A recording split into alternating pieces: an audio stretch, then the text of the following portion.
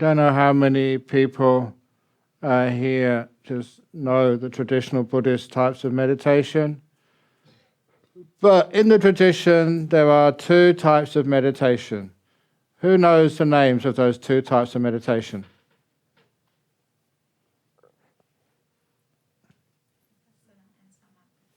I warned you last night.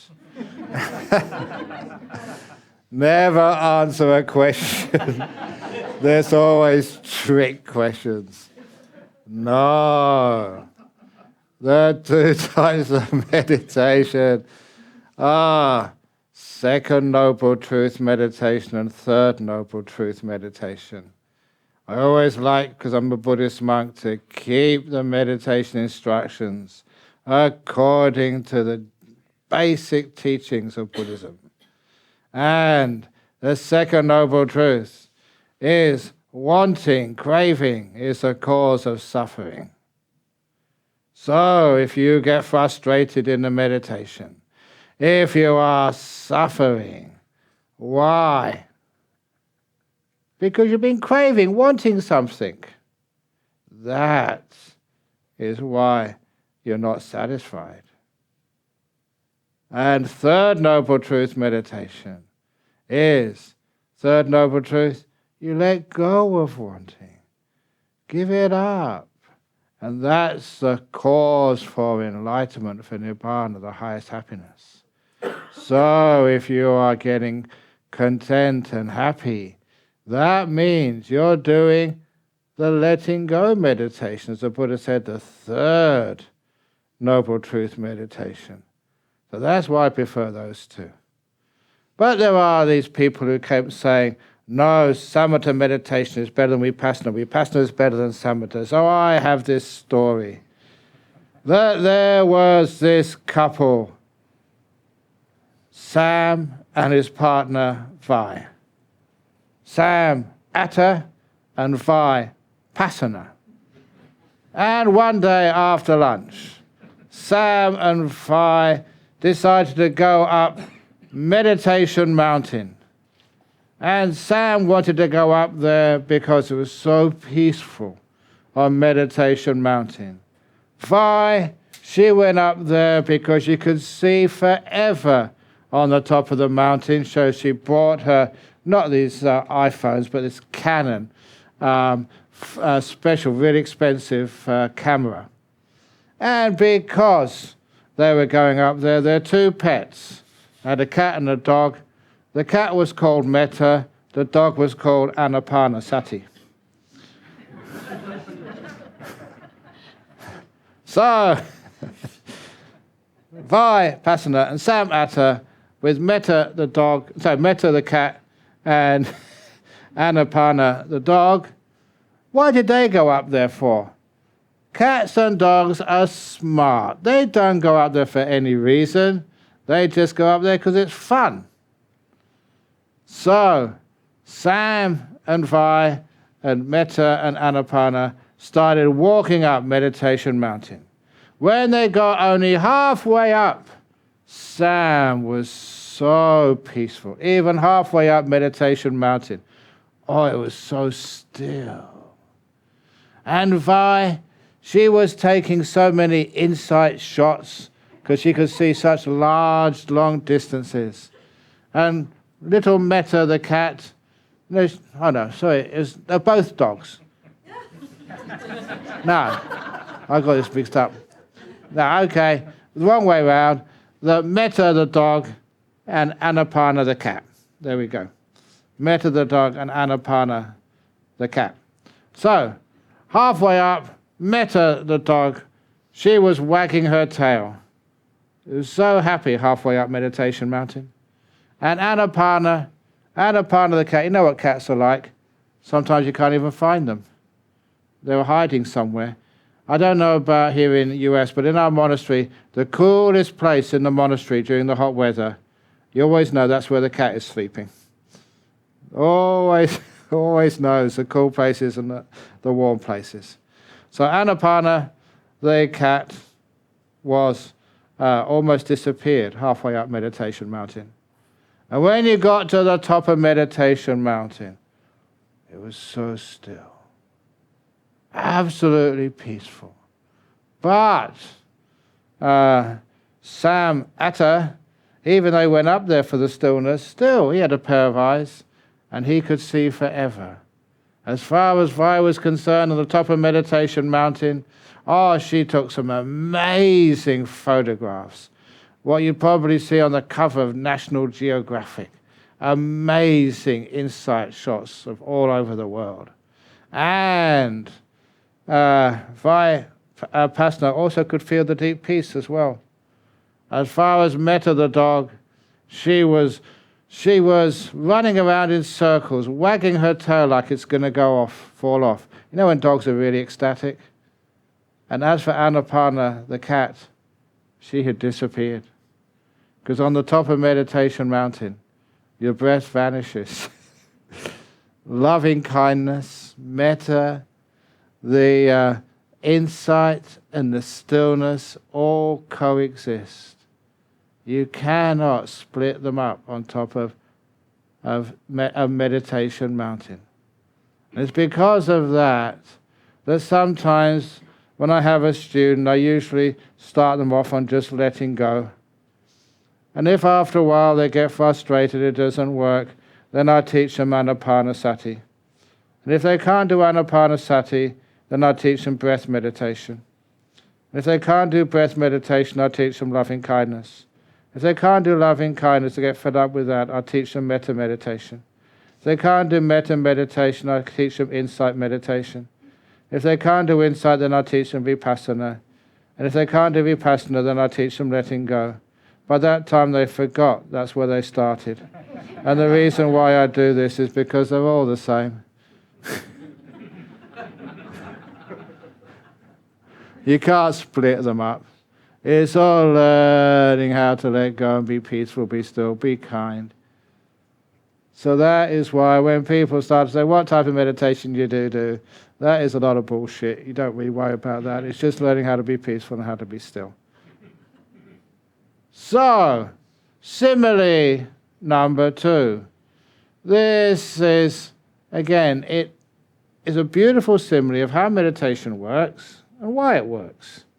And it is a simile of the 1,000-petaled lotus. You know the great Vajrayana mantra, Om Mani Padme Hum. How many people know what it means?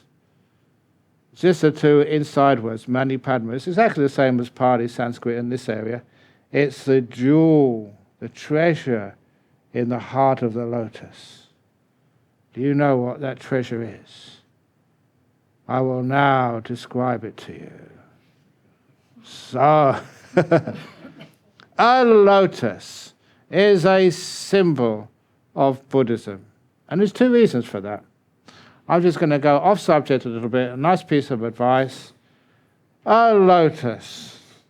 If you have a lotus and someone urinates all over that lotus, they pee on it, all that stinky urine just falls off it, and once it's dripped off the lotus still smells as sweet and pure as it did before. The stinky urine leaves no residue. And if then somebody comes by and pours Chanel No. 5 over that lotus, that too all drips off, and the lotus still smells like a lotus. Not like Melanie Trump. Is that right? I'll be careful here again. I'm going to get rendered to Guantanamo Bay. Because a lotus, nothing sticks to a lotus. And that's one of the great similes of a lotus. So if somebody criticizes you, scolds you, pees all over you, remember to be like a lotus. Nothing sticks. Once your husband has stopped scolding and shouting at you, you're exactly the same as when you started. Nothing sticks. And if someone praises you, you're the most wonderful wife in the whole world. I'm so lucky to have met you. Oh, I'm blessed. then after all that rubbish is stopped, like pouring Chanel number 5 over you, you're still the same old guy you were before. Praise and blame should not stick no more than urine or Chanel number 5 sticks to a lotus. So whenever you get scolded or praised by the boss at work or the boss at home, always remember to be like a lotus. Now, the main reason for introducing the lotus simile is to know that a lotus is closed up at night time. And the outermost petals of the lotus are the most unpromising. If you didn't know what a lotus was, you wouldn't expect inside that hard, dusty, serrated exterior were the most beautiful and fragrant of petals. And this part of the simile is also important for me, and for you too, because sometimes you don't know what's inside this human being. I've taught many, many retreats, and a couple of years ago, I was teaching a retreat in our Jhana Grove retreat center, opposite our monastery, and just down the road from there, there's a prison, maybe 6 kilometers away. And when this man came in to the retreat center, and he was covered with tattoos, really scraggly hair, and wearing thongs, I totally stereotyped him and said, "Sir, you've got the wrong place. This is a Buddhist meditation center. The prison is down the road." He said, "No, I've registered for your retreat." So embarrassed, I checked his name. Yeah, he was in there. So we're so desperate we accept anybody. So we're not actually. Usually a waiting list. So anyway, he came on my retreat, and he was the one who was the star meditator at that time. He came into my interview and he started describing his meditation experiences, and it blew me away. He had just got an amazing deep jhana, no doubt about it. And that was a salutary lesson for me. I thought he'd be the last person who could get a jhana, simply because I looked at his outermost petals and I thought, no way. And all these really nice, kind, peaceful people, they were still falling asleep after 9 days. It told me, you can't judge who's going to do these jhanas and who isn't. And also, that it's in every one of you. There's no one here who is unable to open up yourself to get the jhanas. It may look unpromising, but deep inside those outermost petals is the most amazing, beautiful petals. It also helps me whenever I've gone into jails and actually taught meditation to rapists, child molesters, murderers. That's only the outermost petals of their lotus. When you start opening them up, it's so surprising what you find inside. So, that's the lotus flower. How do you open up a lotus? To find out what's inside. Unexpectedly, surprisingly beautiful stuff. What you do is, in the morning, when the sun comes up, the warmth and the light of the sun are what opens up the lotus. The warmth and light of the sun hits the outermost petals of the lotus, and they open out to reveal the next layer of petals. They receive the warmth and light of the sun, and they open up to allow the warmth and the light of the sun to hit the second level of petals, and they open up. When one opens up, it gives the opportunity for the next level to receive the warmth and light of the sun so they can open up as well. That is how a lotus opens up. And the deeper you go into the lotus, the more beautiful, fragrant, and subtle are the petals. And that's just like the human being. You are all lotuses. And inside, you cannot imagine, second guess, the beauty, the fragrance, the bliss the purity inside each one of you. I couldn't even judge that man who looked more like an inmate than a potential jhana candidate. I was totally wrong. And I took that as a great lesson in everybody, each one of you. Yes, inside of you, there is these incredible deep meditation states. How do you open yourself up to reveal those things? The warmth and light of the sun stands for kindness and mindfulness. The warmth, the kindness. The light, the awareness, the mindfulness. And that's all you do. So you look at your body, aware and kind. Kind enough to find the best posture. Kind enough to relax on a chair or to put your legs out or whatever you need to do. Mindfulness and kindness means your body is no longer a problem and it opens out to see what's inside. If your body is still irritating, aching, itching, sneezing, it means you've got work to do. You can't really put the body aside. You might try and it will interrupt you. If you look after the body and relax it, then you can leave it alone. You can go inside. And the next layer of petals, again, is your mind. But first of all, with that mind, there is the thinking. But the main layer of petals on the inside is what I call the layer of time. Because most of our thinking is the plans and expectations and demands for the future, our goals. And also all of our past, our history, our trauma. So that's the next layer of petals you see, which is quite coarse and rough, but it's still petals. How do you open that out to go inside time, into the present moment? Present moment awareness is important, but very few people tell you how to do it. You can't say, I will be present. Even that, saying, I will be present, is meaning somewhere in the future. So instead, you look at this mind, and with awareness and with kindness. What I call, you look at even your past with kindness. Whoever did that to you, oh, they're going to pay for that. Poor things. You don't have to seek revenge.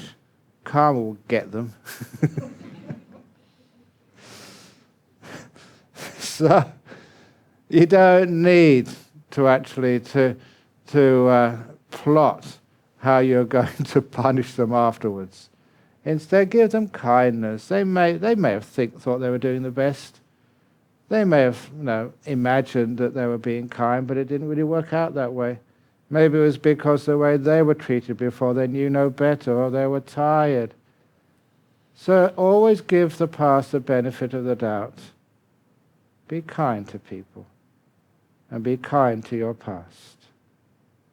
And if you are kind to your past, it becomes soft and very easy to let go. If you have all this, what you have done and how you have hurt other people, you be kind to that. Well, it seemed to be a good idea at the time. I'm allowed to make mistakes. I can forgive myself. Never mind me. It's okay. There. If you are kind to your past, it's easy to let it go. If you hate your past, it will be there with you until you die and beyond. So awareness and kindness to your past is how you let it go. And as for your future, you don't try and ignore your future, and you don't try and suppress it. If it comes up, you're aware of it, and be kind to it. The way to overcome fear and anxiety was taught to me by an English philosopher This English philosopher is usually well known. In fact, there was a film made about him not so long ago. His name is Winnie the Pooh. You get so much wisdom from the comics. For example, the other nice piece of wisdom I got earlier on, about a year ago, was from the famous cartoon series called Peanuts. And it's interesting, in these cartoons, human beings are usually the dumb ones. The animals are so smart. And think about it. Like a dog. A dog doesn't have to get up and go to work on a Monday morning and worry about health care and worry about paying the bills. The only job of a dog is actually to sleep, to eat, and when it's called upon, to go for a walk with you. That's its only task, maybe to wag its tail every now and again to get something from you. And for that, it can sleep all day with no stress and with no worries at all. So who is the smartest animal in the United States? It's not human beings, is it? You have to work so hard to feed the dog. And the dog just lays there and sleeps all day. But anyway. So, where was I with this one? Talking about, the being kind. How did I get into dogs on this one? I don't know. Anyway, but that's right, with a Snoopy the dog, and then go back to that to Winnie the Pooh. Crikey, I really go off on tangents. I don't know where I've come from. But anyway, Winnie the Pooh. No, first of all, Snoopy the dog. Snoopy the dog and Charlie Brown. That Charlie Brown said something which most Buddhists would agree with, but was totally overcome, beaten by the dog Snoopy. Charlie Brown said, one day we will all die. Can you find any fault with that? Snoopy could, and I'm with Snoopy on this one. One day we will all die. That's so negative. What Snoopy said, yes, but most days we don't die.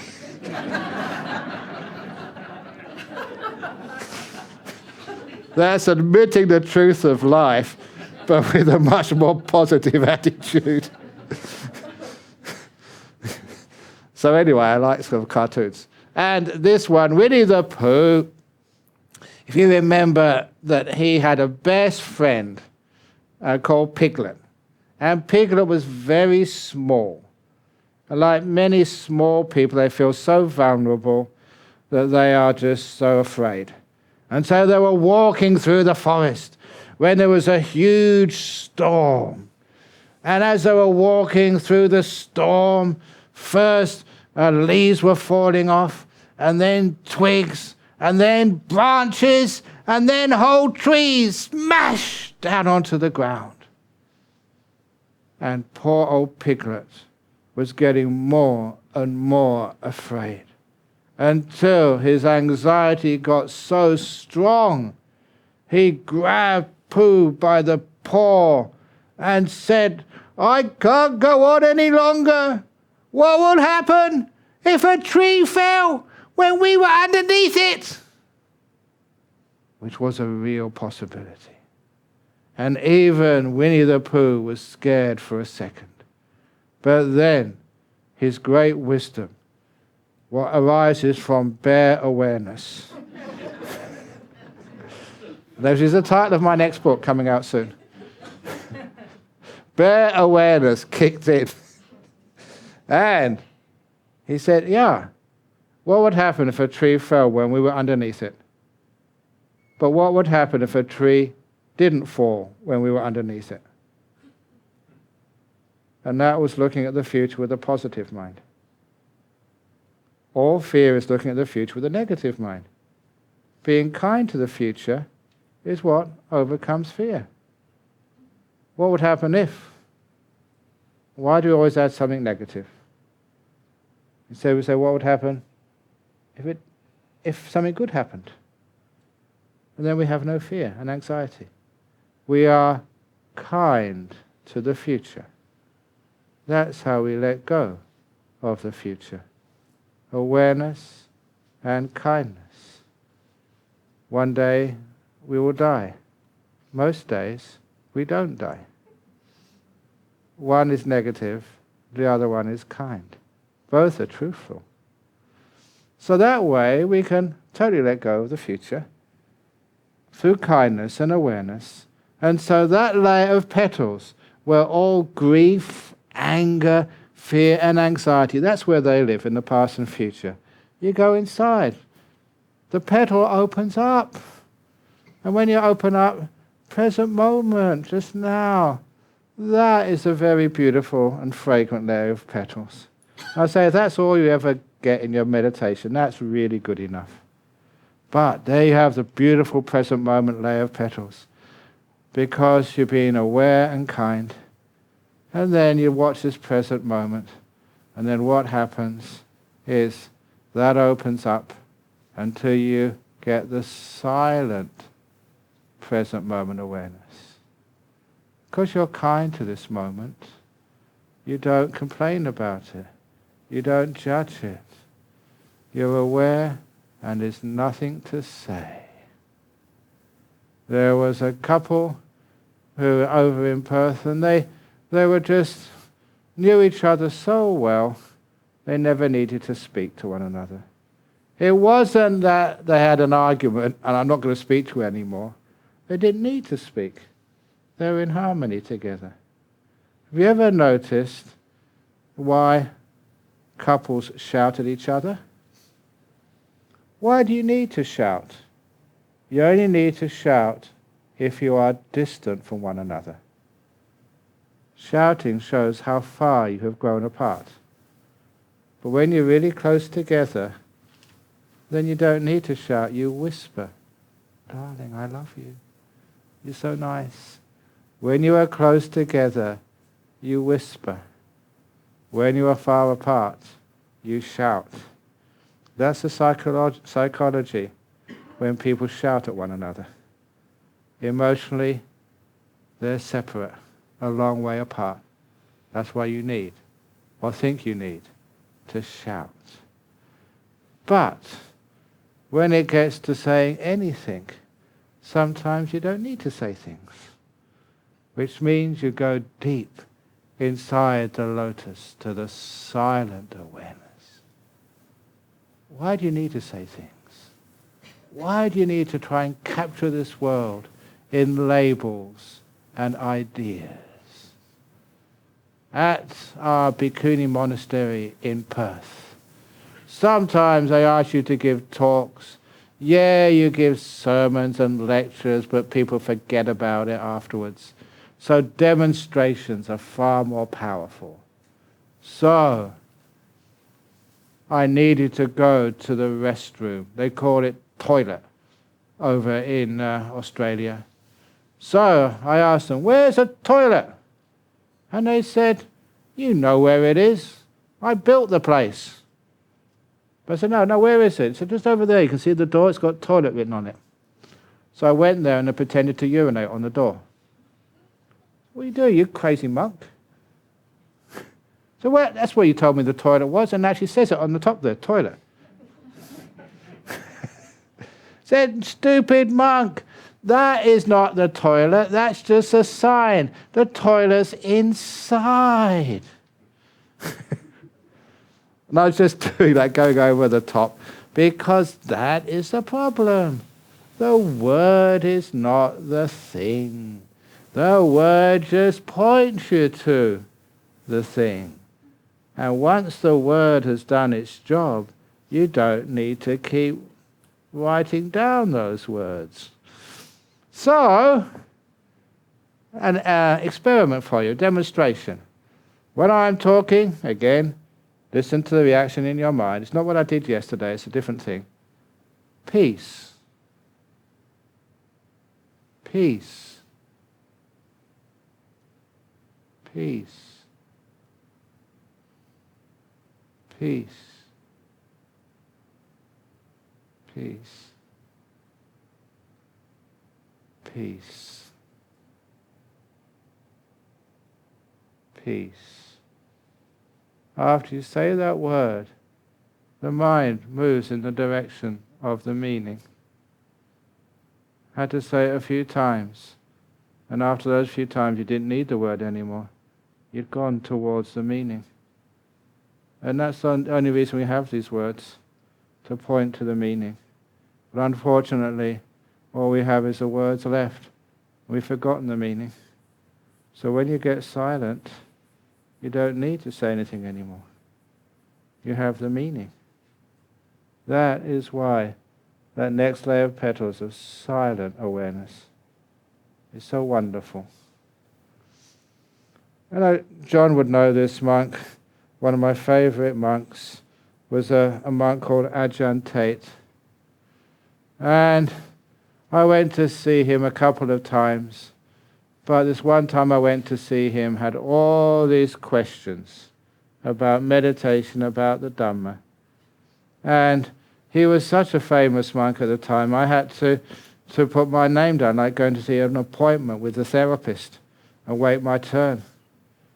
But it was worth it because I had all these questions I really needed to ask. And this, of all the monks I've ever met, including Ajahn Chah, this one actually, he looked like an arahat.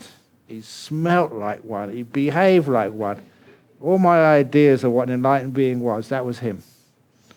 And when I went inside, all my questions had totally vanished. I was so silent. Automatically, I couldn't stop it. And I was so happy and content that the only thought which came up in my mind was they're going to have to drag me out of here in chains with an elephant to pull them. I'm not going to leave it. I'm going to die here. I never wanted to leave. And the reason was there was such incredible peace and compassion coming from this monk. I didn't need any questions. You could feel the answers. And that's actually where somebody made this wonderful simile, that everybody, or at least most people, have spikes coming out of their bodies. Invisible spikes which you cannot see. Some people's spikes are so long and so sharp, if they just come into this room, you feel uncomfortable. You get scratched. You know those people, they're really angry, frightening people. Most people have got average spikes. You can be sitting next to them, you don't feel anything, but you get too close, get into their personal space, you get scratched. Even some of your people you live with, your partner, you can get very close to them. Get too close, you'll get scratched. But there are some people who've got no spikes on them at all. You can be whoever, and they will not scratch you. They will not judge you. That you can be a multiple murderer, and they will just love you to bits. And those people are just so beautiful to be around. That's why when I came across this great monk, absolutely no spikes. I had lots of defilements and stupidities. They didn't matter anymore. It was just like being respected. Damaged tree, but I belonged. I felt totally accepted and loved and peaceful. And that's why my mind went so silent. It was the kindness and the love, the awareness and the kindness which just stopped all the thinking. I don't know if you've ever had that experience. Had all these questions you wanted to ask someone, and you came up to them and you didn't need to ask any questions. All those questions were just an agitation of the mind, a sign you weren't peaceful. And that's actually where the questions get answered. Not by giving explanations, but by peace and kindness. You don't need to ask any questions when you have the answer right in front of you.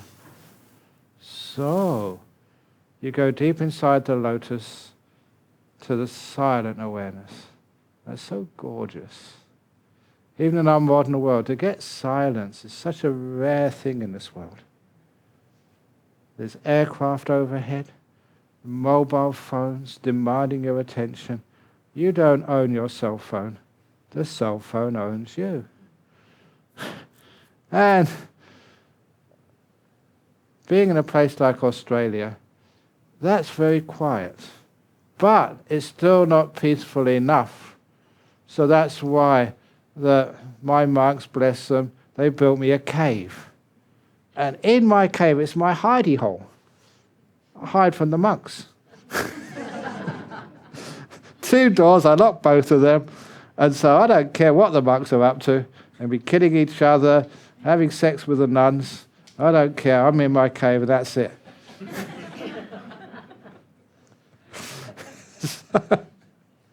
Don't quote me on that, by the way.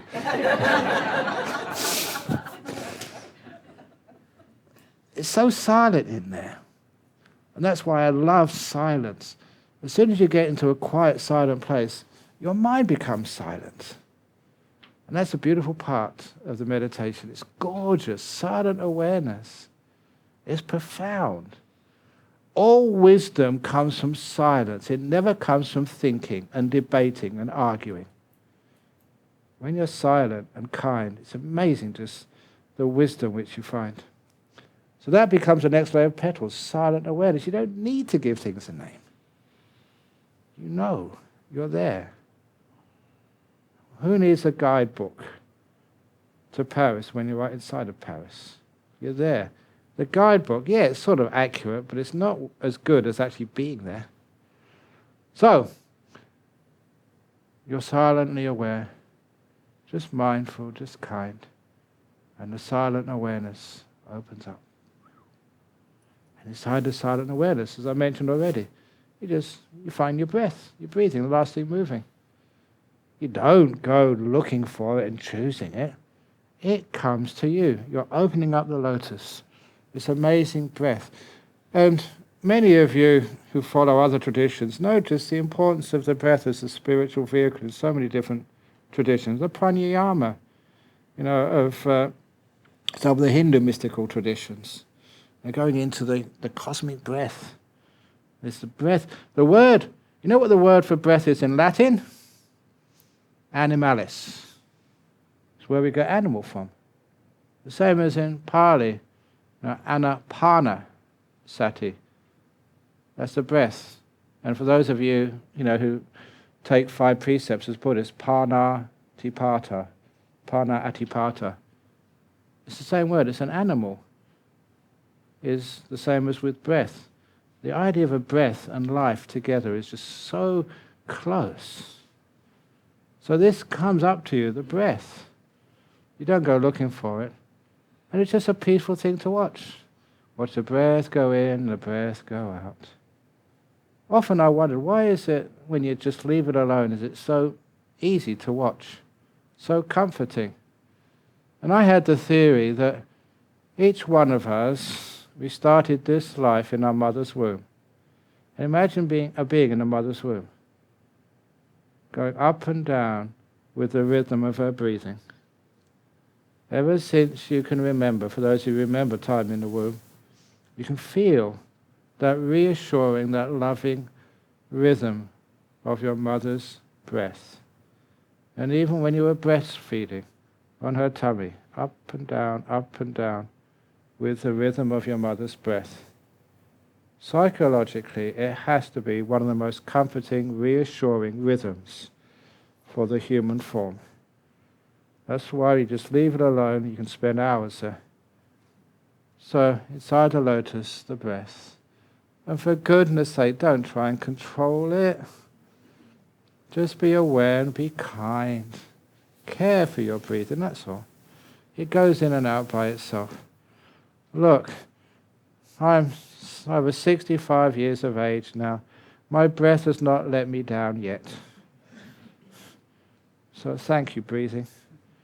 Have you ever had gratitude towards your breath?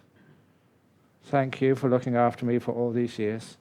Bringing this energy-giving, life-giving oxygen, which now allows me to do my job and my work and my practice, and taking out all the waste products of carbon dioxide, which happen to be the gift to all that's green and photosynthesized in this world.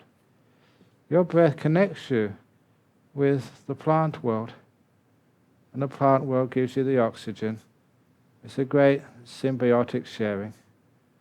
Connects you with all that's green.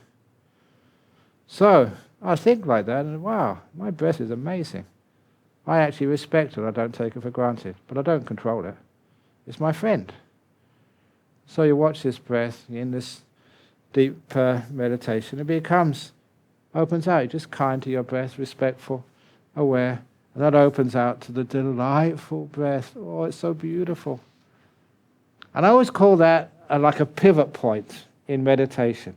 When you experience a delightful breath, you've opened up those petals. That is absolutely wonderful. You don't need any effort anymore. You're just enjoying yourself. And one of the reasons I teach meditation is to get people to that point. No, not really worrying about nimittas and jhanas, because at that point, you're on the top of the hill, you're going to fall down.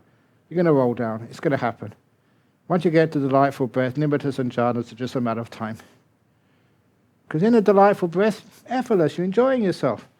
Just stay there, because you don't want to do anything else. So when you get the delightful breath, just aware, kindness, quite natural. Delightful breath opens up. Inside that delightful breath, the breath is now gone. Instead, you have this beautiful light, the nimittas. I was mentioning them yesterday. And please, you don't do anything.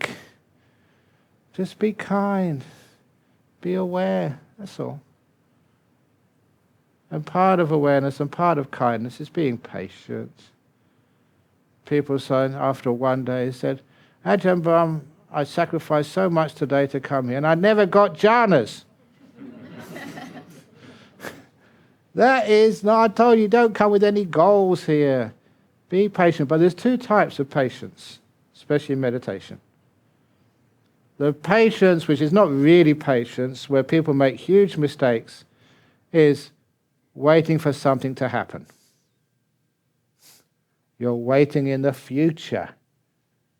If you wait for something to happen, it's here, and you're not looking where it's happening. You're looking over there in the future. It's like the mailman comes and delivers, but you're not paying attention. You're looking in the future. So you're not looking in your own mailbox. So that's one type of waiting which never works, waiting for something to happen. You're not in the present moment anymore. Waiting in this moment, not waiting in the future.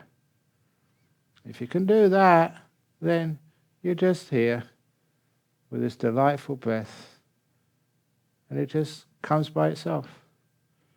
It's beautiful little nimitta. And you just wait on the nimitta. You don't wait for something to develop. I don't know how many times I've got the question, I get to the nimitta, what do I do next? Come on. How many times do I have to be taught? There is no next. And there is no doing. Just hang out there. Chill out with your nimitta. Isn't that good enough? It's amazing. Just these are powerful states of mind. People still want something more. And they get the first jhana and say, I want a second jhana. Oh, come on. People are never satisfied. So if you understand what we're talking about here, you're just kind. This is good enough for me. You're at peace, aware and kind. And you find all these things, they just happen. The nimitta, this beautiful light, gets stronger and stronger. And you just go into the center of it. You open out. This layer of petals is so gorgeous anyway, of nimittas. Opens out and you get something which is even more gorgeous. You know what's really weird about these states? Sometimes you get to these incredible, blissful, profound states, and you think, right, this is it. You can't get any more than this. Just have you ever been climbing mountains, and you get to the top of a mountain, you find there's another one up there, even higher. And that's sometimes what it's like. Unbelievable. You think this is the ultimate bliss, and you find there's something more ultimate than the ultimate bliss. Are there any mathematicians here? You know that infinity? There's so many different levels of infinity. There is a number infinitely bigger than infinity. When I first heard that, that's really cool. Because I thought infinity means the biggest amount ever. But they just call that alpha now. Alpha 1 is the number infinity bigger than infinity. And it just goes on forever. there's another number infinitely bigger than a number infinitely bigger than infinity. Really blows your mind. So, well, I like it. I like having my mind blown. Going to other levels you never thought was possible. But that is truthful. That can be proven. That's fact. Just shows how limited our imagination is. But here we go to a bliss bigger than any bliss you could possibly imagine. This lotus, when you get inside of it, wow, stuff you never expected. And inside that nimitta you find the first jhana. You don't do anything. You can't do anything. Just the mindfulness and the kindness remain, the bliss, and it might open up into a second jhana. Then what do? Nothing. Mindful and kind, and it opens up into a third jhana, into a fourth jhana. Now you're on a roll. And the immaterial jhanas, they open up until you get the last of the immaterial jhanas. Neither perception or non-perception. You cannot really, when you come out afterwards, understand whether you were perceiving or you weren't. The object was nothing, there was no perception at all, but you were perceiving no perception. A dichotomy, but that's the best way you can describe it. That is the last layer of petals. So thin, so profound, they hardly exist. And then that opens up to the jewel inside of the lotus. You want to know what that is? Find out for yourself. I'm not telling. Because if I said so, would you believe me? Would you believe me? If you said yes, then you're stupid for believing other people. If you said no, then it's a waste of time me telling you. But that's actually how it works. And that's a lovely method because it does, lovely simile, it does actually inform you of what's going to happen in meditation, of the stages, the landmarks of meditation. But it also emphasizes how those landmarks are reached. Not through effort, not through striving, not through wanting, but just with a very simple awareness and kindness. It is the warmth and light of the sun which open the lotus. Nothing else. Your kindness and your awareness. Nothing else. If you do that, you're on a roll, lotuses open up, and you'll be so amazed what's inside of you. Wow. Just like you read in the ancient times. You do that yourself. And the reason I say this is because unexpectedly, not just guys with tattoos all over them. As I said in Manhattan, if you haven't got jhana yet, maybe it's because you don't have enough tattoos.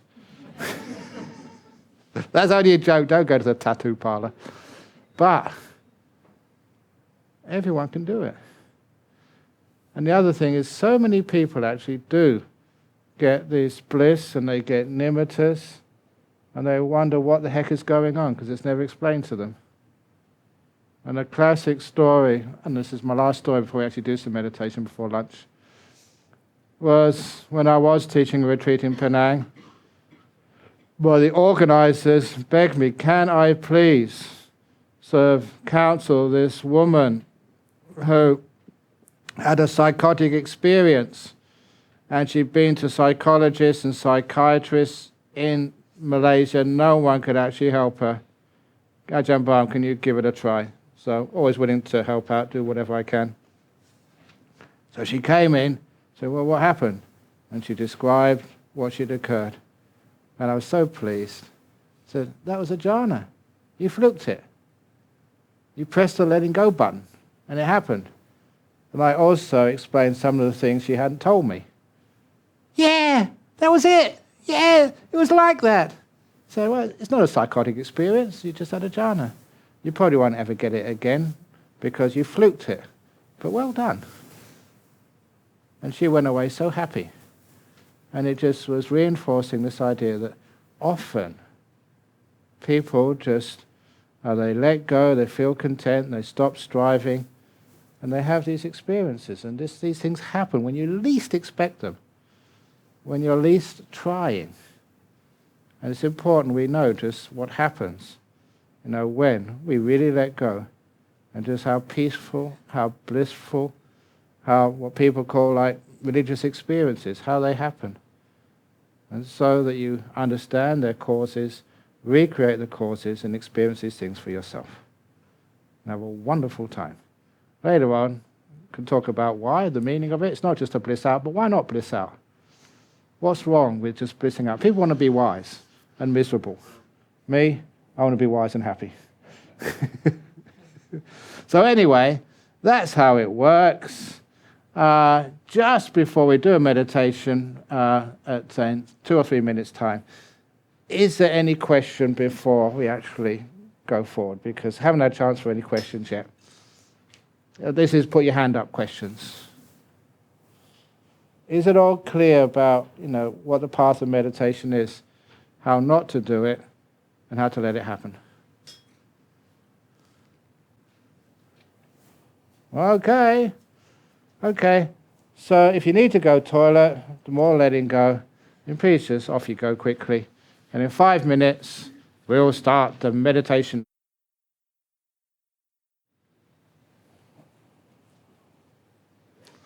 It's amazing, just without telling you, everyone is really good. You're not speaking to one another, which is great. Because we have a tradition called noble silence in many retreats. But so many people don't know what noble silence is. Noble silence is not being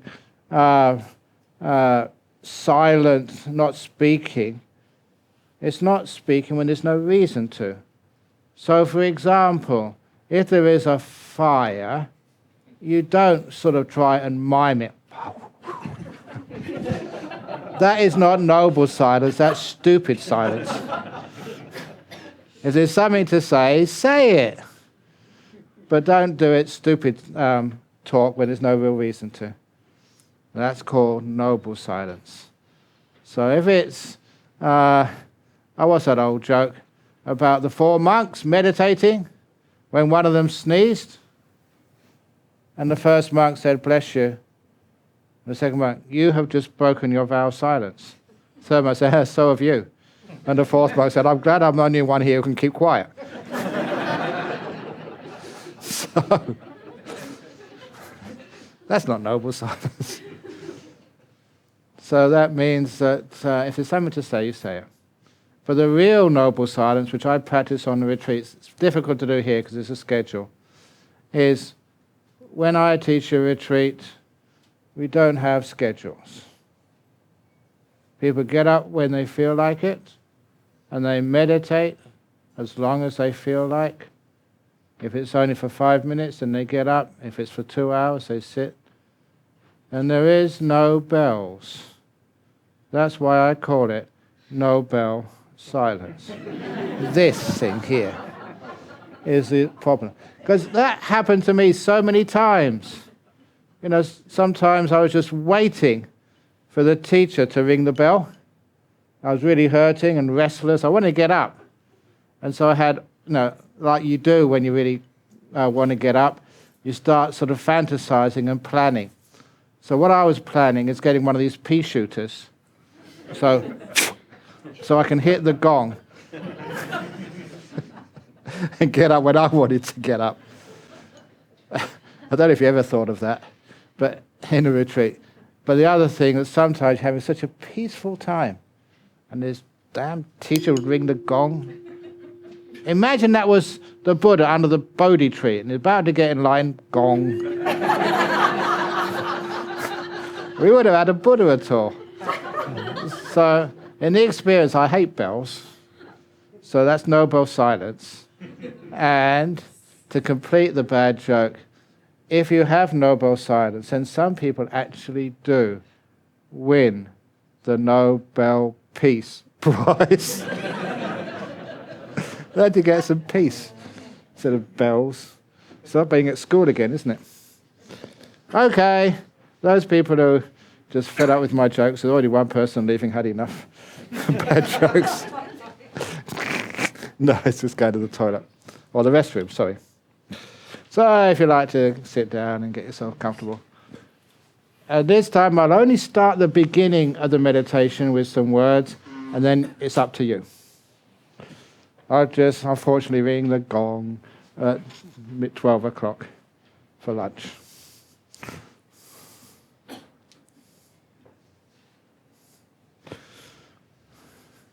Very good. Don't forget the most important part of your posture. Smile, yeah. This is not going to the dentist. This is going to enlightenment. Sorry, I apologize to any dentists here. You're a dentist. I apologize. Please forgive me.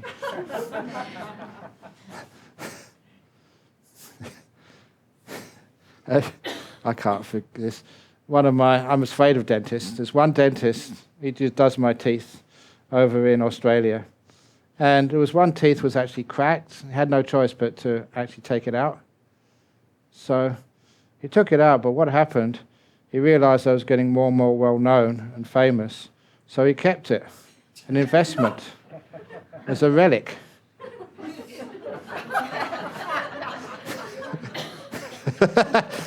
But because of his bad intentions, when he moved office, he lost it. And that's when he told me. And now I'm so scared of going to him because he might take another one out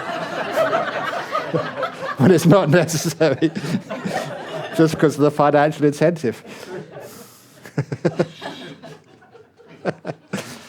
It's really a funny life as a monk.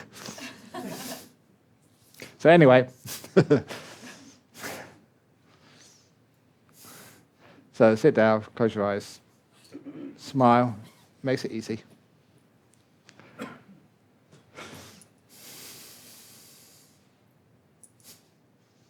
And remember, you're spending the next half an hour hanging out with your best friend. Chilling out together.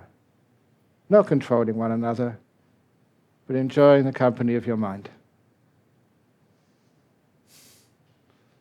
So be kind enough to your body, just to really feel it.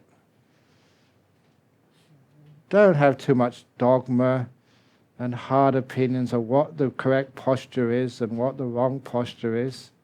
Discover it every time you meditate by awareness and kindness. And once you are getting your correct posture, if there's any part of you which is tense, just zoom in on it, focus on it, don't run away. The pain, the ache, is a cry for your attention and for your kindness.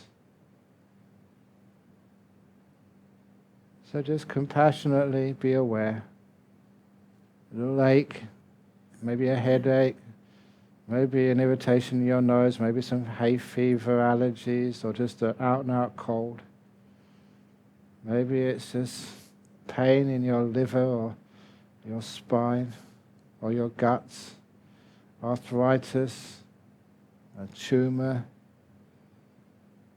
Don't be afraid. Just go right into it. And find out how to relax it, how to soothe it. My theory is when you do sort of stop tensing up around it, you allow the healing to happen.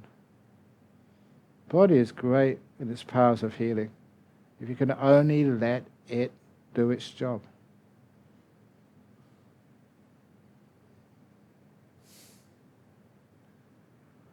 So focusing on the part of the body which is irritating, painful.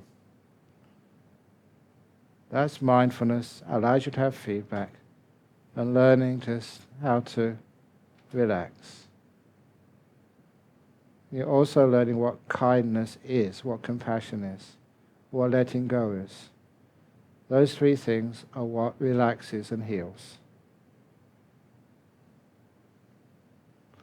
It's also later on what totally stops and undermines all questions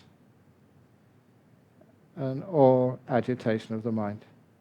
We use it for agitation on the body, first of all, to try and get the body to be nice and peaceful and calm and comfortable.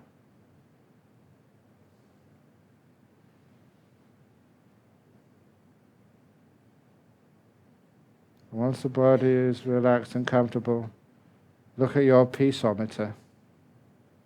That's essential, just because sometimes we're so agitated, it's a waste of time doing any form of meditation, which is we're too restless. So learn how just to calm your mind down, first of all. Be mindful of your peaceometer and learn what makes you peaceful, what makes you agitated.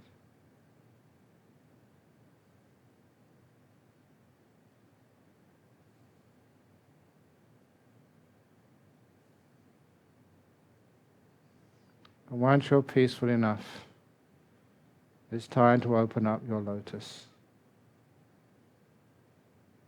Be aware, be kind to whatever it is in front of you in this moment. Now, the most important time, the experience in front of you, the most important.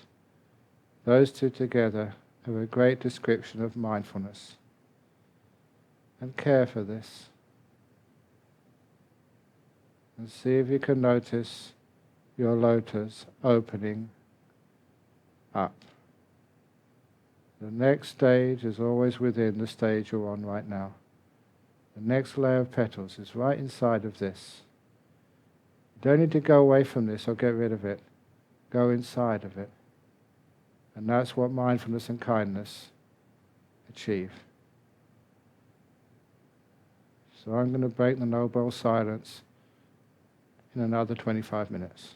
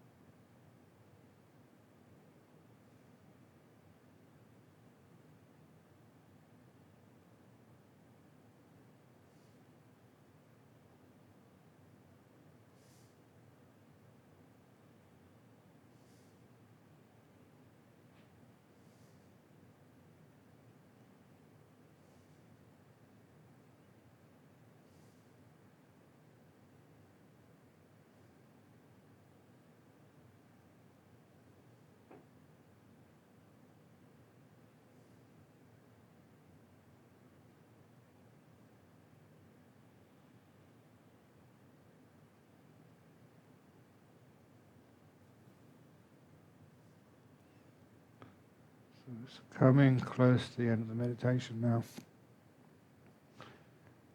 How do you feel? What worked, what didn't work?